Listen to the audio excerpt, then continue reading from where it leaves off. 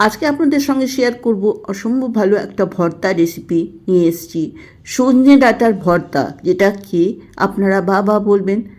পুরো ভাত শেষ হয়ে যাবে কিন্তু কম পড়ে যাবে। তাহলে দেখতে হয় রেসিপিটা। খুবই ভালো রেসিপি, প্রথম থেকে শেষ পর্যন্ত অবশ্যই দেখবেন। আমি বন্দনা, আমার চ্যানেলে আপনাদের সবাইকে স্বাগত জানাই। এখানে দেখুন, আমি কচি কচি সজনে ডাঁটা নিয়েছি, এখনও বাজারে পাওয়া যাচ্ছে। সেটাকে ছোট টুকরো করে কেটে নিয়েছি। এদিকে আমি জল গরম করতে বসিয়ে দিয়েছি সসপ্যানে। এবার আমি সজনে ডাঁটাটাকে পরিষ্কার করে ধুয়ে দিয়ে দিলাম।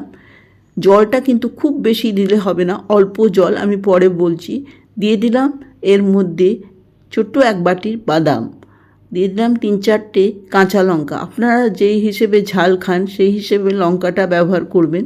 এরপর আমি এটাকে সেদ্ধ করে নেব। আপনারা এই কাজটা কুকারেও করতে পারেন, এখন গ্যাসের সমস্যা সেই জন্য বলছি, তবে জলটা পরে গিয়ে শুকিয়ে নিতে হবে।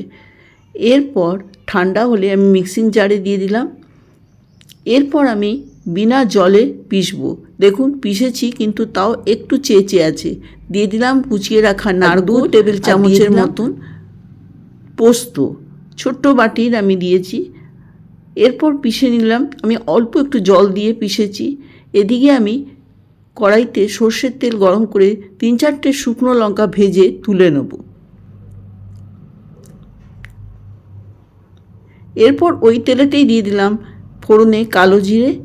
আর এই যে বাটাটা দেখুন কত মিহিন বাটা হয়েছে, আপনারা দেখতে পাচ্ছেন। সজনে ডাঁটাটা একটু জল দিয়েছিলাম আমি, অল্প একটু, তবে খুব জল দেবেন না।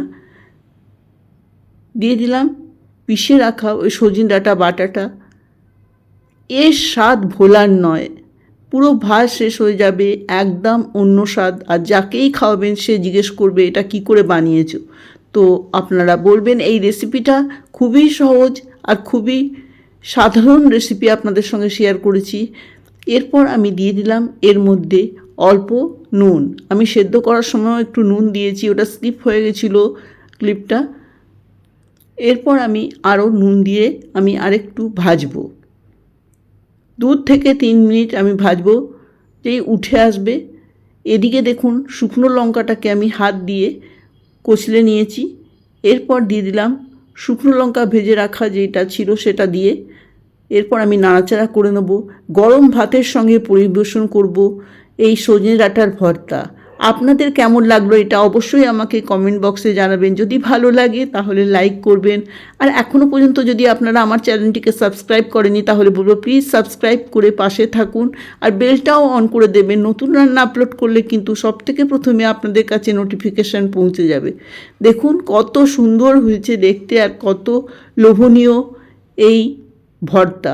একদম অন্যরকম, হেলদি, স্বাস্থ্যকর, সুস্বাদু এই ভর্তা একবার হলেও বানিয়ে দেখুন, সবাই বাবা করবেন। দারুণ স্বাদ। দিয়ে দিলাম 2টো শুকনো লঙ্কা কচলে ভাতের সঙ্গে খাবার জন্য। আর আজকের রেসিপিটা দেখার জন্য আপনাদেরকে অনেক ধন্যবাদ জানাই। পাশে থাকবেন, আবারও একটা নতুন রান্না নিয়ে আপনাদের সঙ্গে দেখা হবে। ধন্যবাদ।